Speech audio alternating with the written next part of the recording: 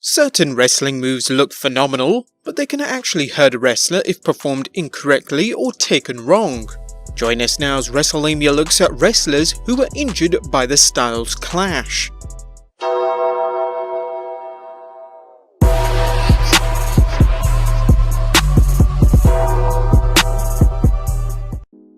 Be sure to subscribe and hit that notification bell for daily wrestling videos. So what is it about the Styles Clash? Well, according to an article in The Sun detailing dangerous moves, in theory, the Styles Clash should be extremely safe to take, a flat-face bump that doesn't require Styles' opponents to do anything. The problem is that wrestlers are trained to tuck their chins in for almost all of the moves, so the Styles Clash goes against every instinct. The move has injured several wrestlers who instinctively tucked their chins and landed on their head, and legitimately broke the necks of both Yoshi Tatsu and Lionheart. James Ellsworth almost made the same mistake when he took the move on SmackDown, but Styles managed to save him from serious injury. As we'll see, these injuries are due to wrestlers not taking the move correctly. Number 1. Frankie Kazarian. Current All Elite Wrestling star Frankie Kazarian starts off first on our list, as he's believed to be the first grappler hurt by the Styles Clash. Frankie and Styles were battling in TNA in 2003 when he took the bump the wrong way, injuring his neck. In 2014, wrestler and promoter Jeff Jarrett defended the Styles Clash, stating, "I want to have all due respect to guys that have been injured, but I've heard that and I just have to laugh. Actually, I laughed. This business, as Jim Ross says, it ain't ballet, but you need to learn how to protect yourself, and if you can't protect yourself, either A, get out of the business, or B, don't take it. Don't put it on AJ." Back in the asylum, Frankie Kazarian took it wrong, and I know the nature of our business is to tuck your chin to protect your neck. On this, no going in, focus, and know if AJ can be in this predicament. You know what to do. I put it on the performer, not on AJ. Not even close. It's ridiculous in my opinion for someone to say AJ that move needs to be banned. He's done it for 12 years, and if a guy can't protect himself, it's not AJ's fault. Number 2. Corey Graves. Long before he was calling matches in WWE, Matthew Polinsky wrestled as Sterling James Keenan, performing in a variety of territories including IWC, where he battled Styles. In the book All or Nothing, Graves recalls what happened. "I took the Styles Clash a la Frankie Kazarian. That is, with my head tucked, very dangerous. My neck sounded like a machine gun as we hit, and to be honest, it scared the living hell out of myself, but in no way, shape or form did I blame AJ. I had worked with him numerous times and he was always a consummate professional. I basically followed an instilled instinct and tucked my head." Graves recalls that he was sore for a few days, but there was nothing seriously wrong. Number 3. Roderick Strong. Undisputed Era member Roderick Strong had an incredible 13-year career in Ring of Honor, becoming the promotion's second Triple Crown champion. During his time in Ring of Honor, Strong battled a number of current WWE superstars including AJ Styles. On one occasion, the two stars battled at a Ring of Honor TV taping, with Styles performing the Styles Clash, only for Strong to tuck his chin and get planted headfirst into the mat. Strong lost feeling in one of his arms, but recovered. Legend has it Strong took the move wrong to make it look even more devastating, but again that's never been confirmed. Number 4. Yoshi Tatsu. On 8th November 2014, AJ Styles battled Yoshi Tatsu at New Japan Pro Wrestling's Power Struggle event. During the match, Yoshi tucked his head in, resulting in a broken neck.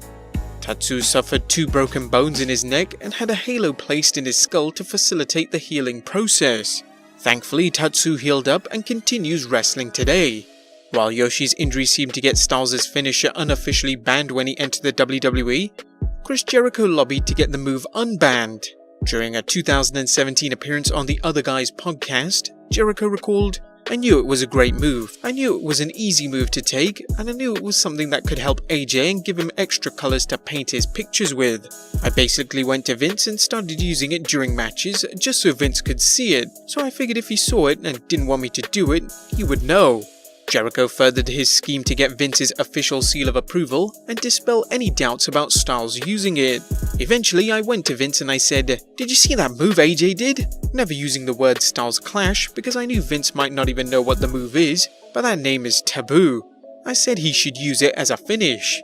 Vince said, 'Yes, absolutely, use it as a finish.' so I was able to kind of indirectly get the move unbanned just by doing it and not asking for permission and never using the name Styles Clash while talking about it with Vince. Now it's one of AJ's biggest moves. Just another example of Chris Jericho helping out another wrestler.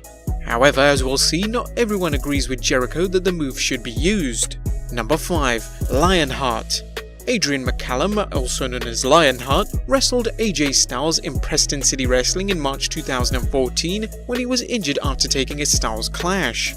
Doctors told Lionheart he might never walk again, but the gutsy English wrestler was back in the ring the following year. In a 2015 interview, Lionheart explained what went wrong. Simple really, I moved my head the wrong way in what was a simple move. I landed on my head and I broke my neck. According to Lionheart, Styles had zero contact with him after the incident. In December 2014, Lionheart issued a poignant request for Styles to stop using the move.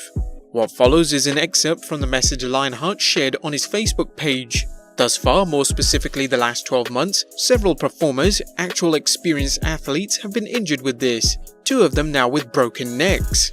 The question I want to put to you honestly is, what does it take? What will it actually take for you to stop using the move, at the very least on an independent level, with people not necessarily exposed to the experience of working with you and taking the move semi-regularly?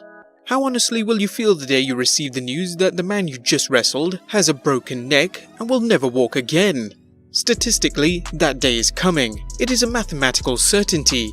I take this opportunity now to openly and publicly beg you, please stop using the Styles Clash. You are unquestionably one of the greatest in-ring performers of our time, I truly believe that.